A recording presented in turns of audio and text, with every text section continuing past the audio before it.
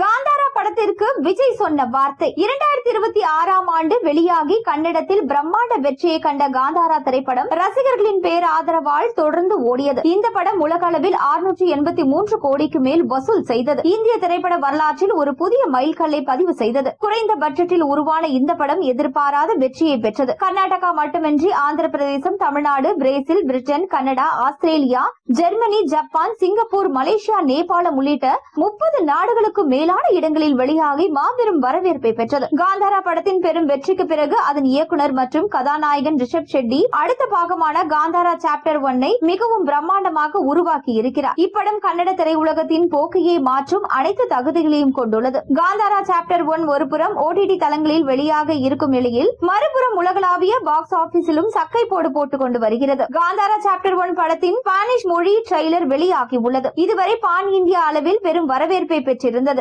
இந்தியாவின் 5 மொழிகளில் வெளியாகி வெளிநாடுகளிலும் திரையிடப்பட்டது. தற்பொழுது உலக அளவில் மிக பிரபலமான 2 முக்கிய மொழிகளில் இப்படம் வெளியாகிறது. அவற்றில் ஒன்று ஸ்பானிஷ். படம் இதுவரை பாக்ஸ் ஆபீஸில் சுமார் 850 கோடிக்கு மேல் வசூலித்து விட்டது. இப்படி இருக்கும் பொழுது ஸ்பானிஷிலும் ஆங்கிலத்திலும் படம் ஓரளவுக்கு பிக்கப் ஆனாலே படம் அசால்ட்டாக 1500 கோடிகளை கடந்துவிடும் என்று கூறப்படுகிறது. இப்படத்திற்கு பல பிரபலங்கள் வாழ்த்துக்களை ஏற்கனவே கூறியிருந்தனர். தற்பொழுது இந்த படத்திற்கு கிடைத்த வரவேற்பை பற்றி தளபதி விஜயும் அறிந்து படக்குழுவிற்கு வாழ்த்துக்களை தெரிவித்திருக்கிறார். தற்பொழுது புதிய படங்களை பார்க்கும் மனநிலையில் விஜய் இல்லை. தற்பொழுது மீண்டும் இயல்பான நிலைக்கு மாறி வருகிறாரா? கட்சி பணிகளையும் தீவிரப்படுத்த தயாராகிவிட்டார். மக்கள் மத்தியில் வரவேற்பு பெற்ற படங்களுக்கு வாழ்த்துக்களை தெரிவித்து வருகிறார். இயக்குநராகவும் நடிகராகவும் ரிஷப் ஷெட்டி தனது 100% உழைப்பை காந்தாரா படத்தில் கொடுத்துள்ளார். அவருக்கு ஈடு கொடுத்து உழைக்க ஆர்ட் டைரக்டர், இசையமைப்பாளர் மற்றும் படத்தில் பணிபுரிந்த ஒவ்வொருவரும் கொடுத்த பங்களிப்பு தான் இந்த படத்தை பெரிய லெவலுக்கு கொண்டு போக உதவியாக இருக்குதுன்னு சொல்லலாம் என்று குறிப்பிட்டுள்ளனர்.